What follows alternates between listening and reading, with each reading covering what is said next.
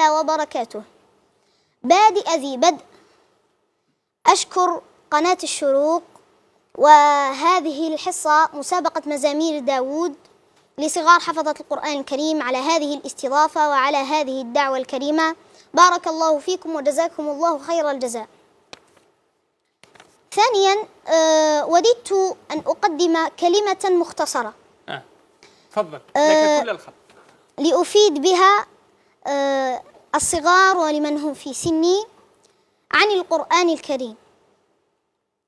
القرآن الكريم هو خير كلام أنزل على خير الأنام سيدنا محمد عليه أفضل الصلاة وأتم السلام، محفوظ من التحريف والتدليس، لقوله جل وعلا: إنا نحن نزلنا الذكر وإنا له لحافظون، كما أنه آخر الكتب السماوية وجامعها. وفضل قراءة القرآن الكريم عظيم جدا، فأهل القرآن هم أهل الله وخاصته، وهذا يكفيني ويكفيكم أيها المتسابقون عزا وشرفا. والدليل على ذلك قول الرسول صلى الله عليه وسلم: إن لله أهلين من الناس. قالوا: يا رسول الله من هم؟ قال: هم أهل القرآن، أهل الله وخاصته.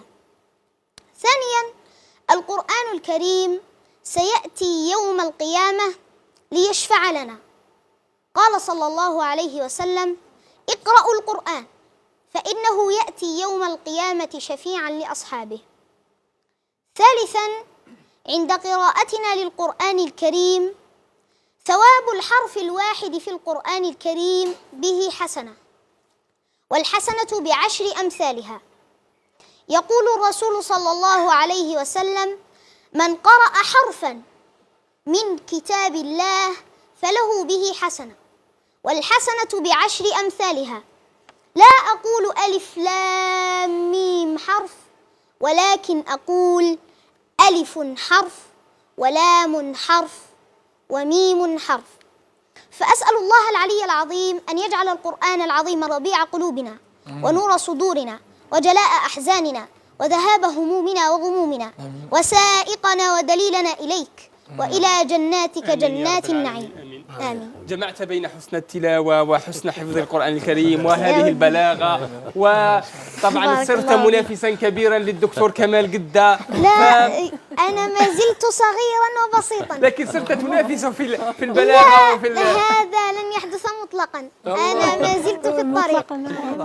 هو دكتور ما شاء الله، ما شاء الله، وأنا ما زلت أحفظ القرآن الكريم وأسعى إلى أن أحفظ الأحاديث والمتون، فما زالت الطريق طويلة كي أنافس دكتوري وأستاذي ومعلمي وشيخ الشيخ كمال قدة والأستاذ إبراهيم. ما شاء الله، عجزتنا عن الله يبارك فيك. شكرا لك عبد الرحمن.